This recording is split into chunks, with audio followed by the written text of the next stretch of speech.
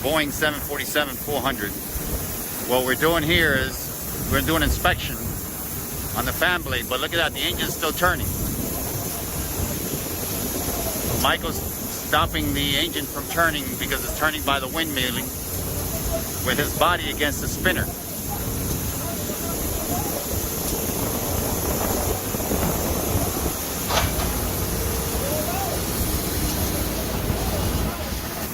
A non-destructive inspection on a fan blade that has a dent right there, Mike. That one right there's got a dent. See the guy's a dent? So we got to make sure that that dent doesn't have any cracks.